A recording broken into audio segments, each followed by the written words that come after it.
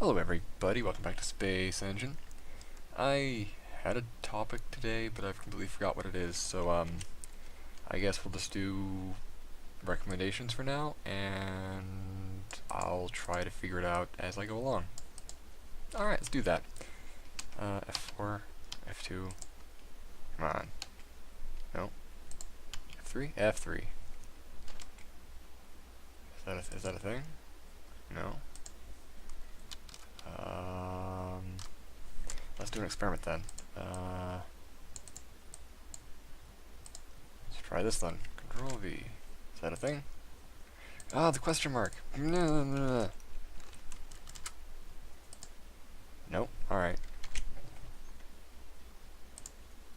Or maybe we just do the numbers. Begin with the question mark. Nope. Alright then. Next up is a random star. I always appreciate random stars. Again with the question mark, that shouldn't be there. Alright, let's go. E. Wow, my hand kinda hurts. I don't know what I did to it. It just hurts for no reason. Oh. Oh. Oh. So we have a hot gas giant, and it's orbiting stuff. The question is, there's a black hole in this system somewhere, and the star chooses to have graphical issues. Well then,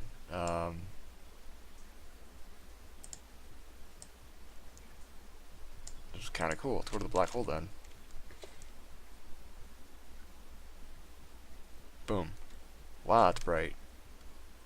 And I can tell from here that it's sped up a fair bit.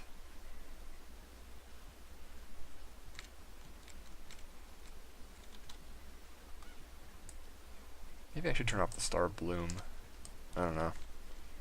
It works well for some things, but it does not work for this black hole. Ah, there we go. Let's slow that down. Okay, it's accurate, I suppose. Actually, can I turn off the star bloom? Let's check something. Where is it? I haven't done this in a while. Let's do real brightness.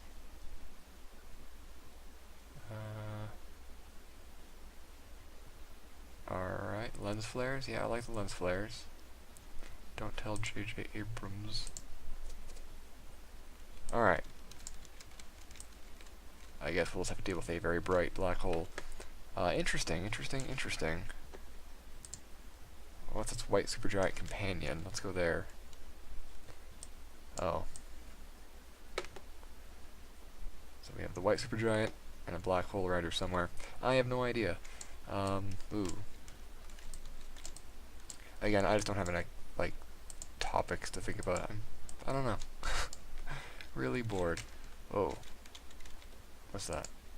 That's the black hole friend. Alright, so now we got this going. Let's see them. I'm curious. How do these two... Oh.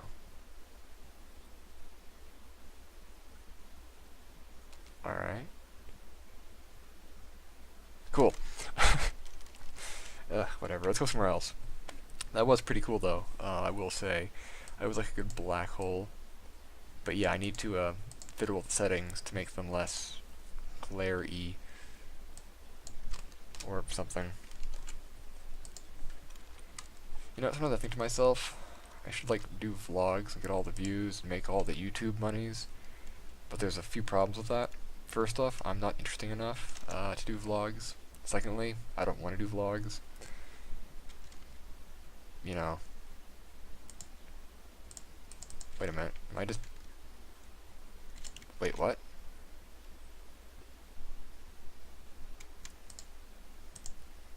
Oh, okay.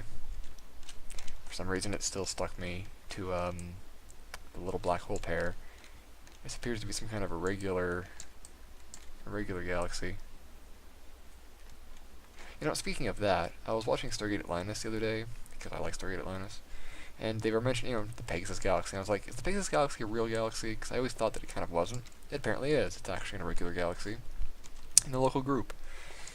And it's actually kind of cool, because if you look at parts where they see the Andromeda, or the Pegasus Galaxy, like, from outside of it, it looks like an irregular blob of stars.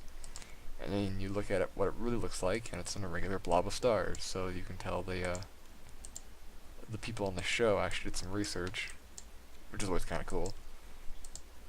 I miss Stargate. There's a new show coming out, or a new series coming out, but it's a prequel, which I wish people would stop doing that, but whatever. My problem with it is that it's gonna like expand on Catherine's story, which would be a good movie, but I can't see it being anything but an incredibly boring TV series. Because like we're talking Stargate without gate travel. Lots about a planet in here, because they can't use the gate unless they screw with continuity. I mean, Ernest went to the Stargate in like the 40s, but that was established. But like after that, they stopped using the gate. So if people start using the gate in this new series, it's just gonna screw with everything. I'm not confident with prequels anymore. All they do is ruin continuity, and they're no fun. Like my views on Star Trek Discovery. So disappointed. As much fun as, we wanted Battlestar Discovery, it's no. Actually, it's more of like a weird mixture of it's like every other science fiction currently out there. It's like Battlestar Galactica mixed with The Expanse, mixed with a bit of Star Trek, mixed with J.J. Abrams. But no. It's kind of a grievance of mine, I should say. There's like no life here.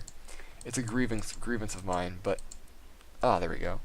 It's like media can do two things. It can either do what like the population and the mood is, or it can try to influence the population and the mood. And right now, it's saying, you know what, we're going to make things worse, and we're just going to do what the population feels like. And right now, everyone's kind of misanthropic and apathetic to everything. And the world's doomed, and humans are a disease, and all of those memes. And it's like, yeah, that's real nice. So science fiction's like, oh, we're gonna capitalize on that and make science fiction dark, depressing, gritty, and edgy. Yay! What kind of life we're looking at here? And it just makes it worse. It's awful. Oh, it's the moon that has life. Okay. Whereas science fiction can influence by saying, hey, look, I know things are shitty now, but positives. Star Trek's a good example of this. Like, the original Star Trek, it was during the 60s and 70s. Everyone could have easily died because of nuclear war. And Roddenberry was like, we're not going to do that. We're going to do, we're going to do positives. We're going to be positive here. And they were. It's like, look, guys, I think the game is having issues. Yeah, the game is having some serious issues here. Because I can't pull up the menu. Ah, there it is. And it was like, look, humanity being positive. In fact, they even made subtle hints that, like, the Enterprise and Starfleet was, like, international and joint. Because, like, how all the starships have NCC and then their number on it? People are like, what the hell does NCC mean? Well, it doesn't really mean anything, but it's a combination of American and Soviet ship designations where it's like, in like the United States, you had NC, I think it was, or just N. No, I think it was NC, and then in the Soviet navies, it was CC. So they just smushed them together, and you got NCC. And then they, had to have their token Russian, so they hired Walter Koenig to be Chekhov, and everyone, he was like the whipping boy of the ship. It was kind of hilarious, and no one really took him seriously. Like in Wrath of Khan, when they find the Botany Bay. And then he starts freaking out, and he's in clear distress about their, like, dangers of what they are. And Captain Terrell is just like, Chekhov, what's the matter? It's like, if if I was them and my crew, if I was on that planet and my companion started freaking out, I'd be like, all right, let's get out of here. And I wouldn't be like some patronizing, what's the matter? I'd be like, let's get out, just explain later. But it's Chekhov. And then in Star Trek 4, somebody actually does call him a retard, and it's like, oh, all right, that happened. Yeah, it was, yeah. It's the times.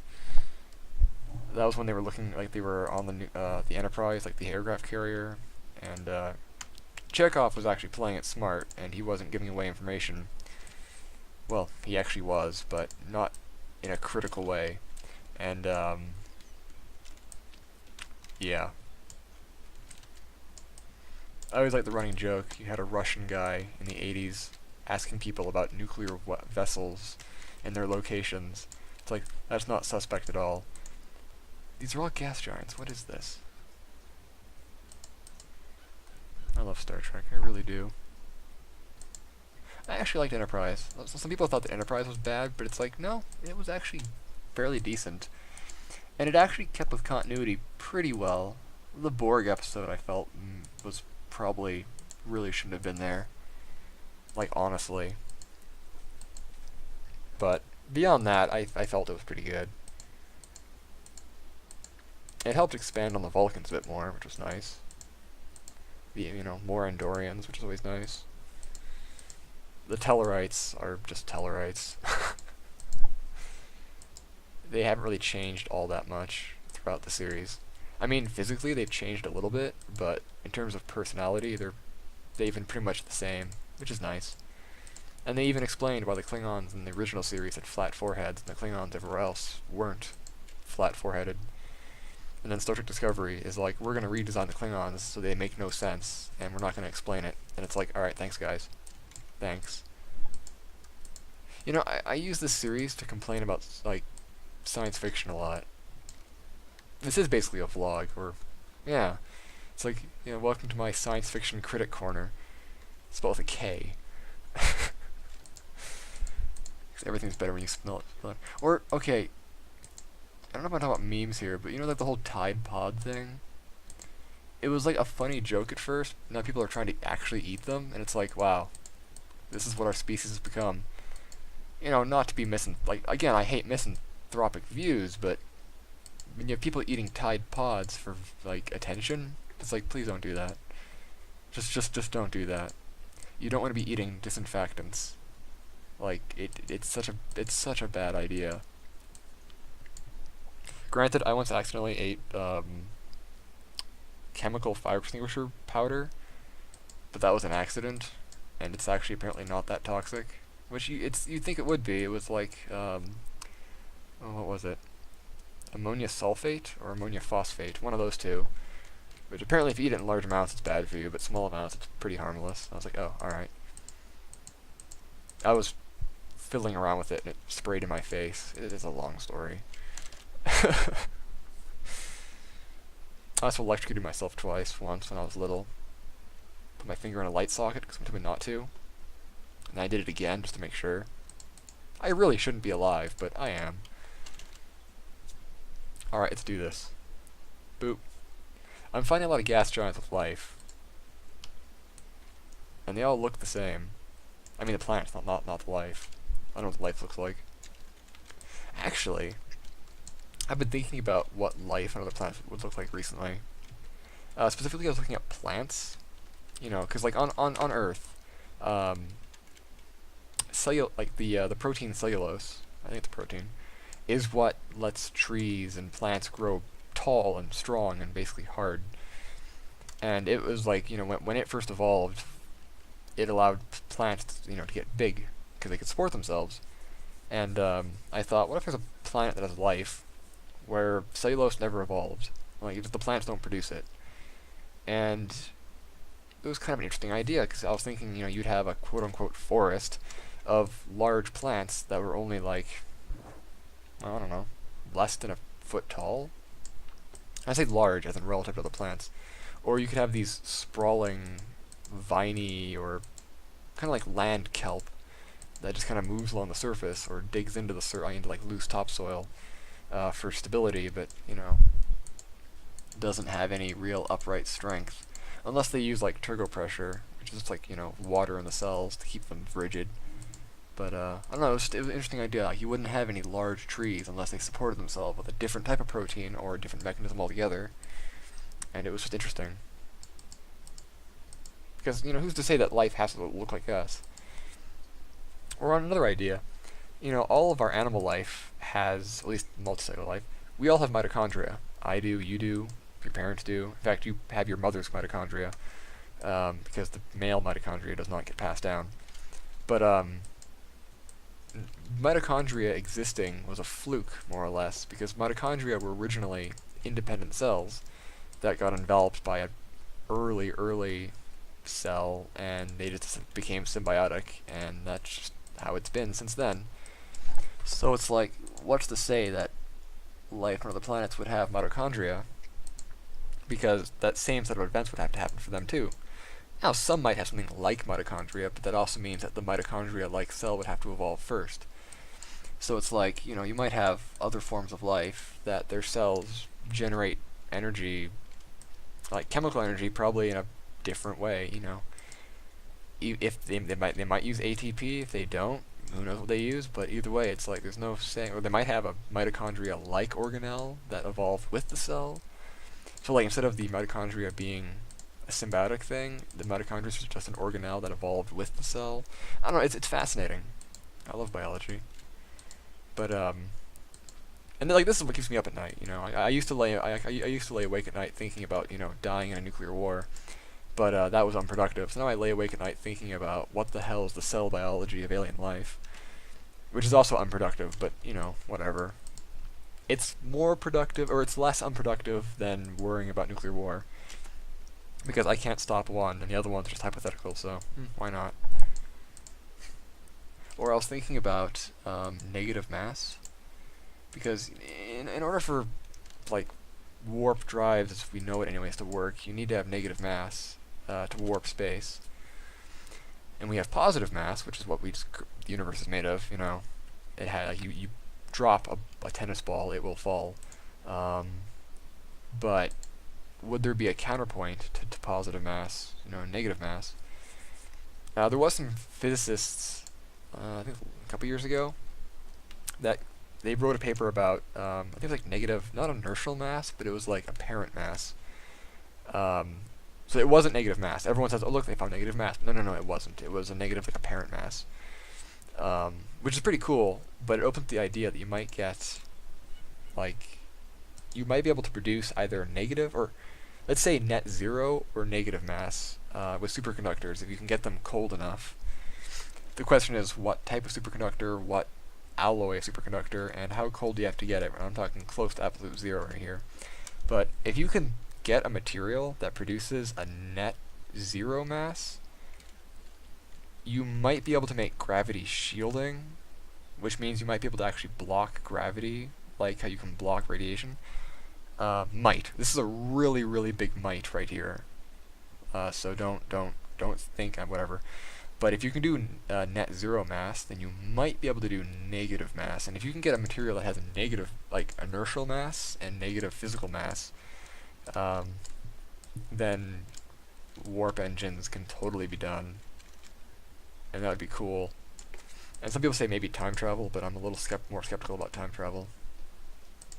I just want to go faster than light. I don't care about time travel. Like, there's things in my past that I might, you know, it's like, sure, I'd like to change them, but if I had the opportunity, I probably wouldn't, just because even the negative things in my life have made me who I am. I don't really want to change that for fear of making it worse. So I wouldn't change anything in my past. Even the bad things, I would just leave the same.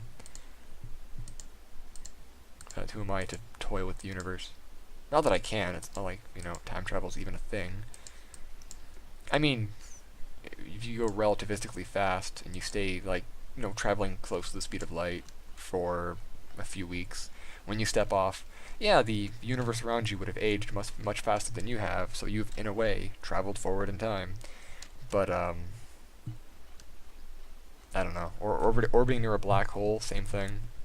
You orbit up nice and close to the black hole, and once you break orbit, it's like, oh, I've only been in orbit for, like, a week, but the Earth is now like centuries older.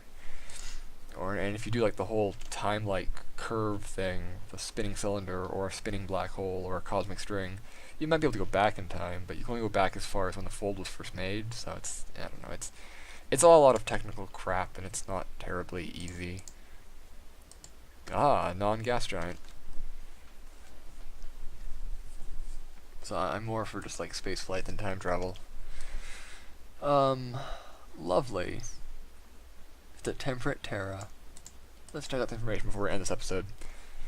Oxygen, carbon dioxide, nitrogen, sulfur dioxide, water, helium, argon, neon, krypton.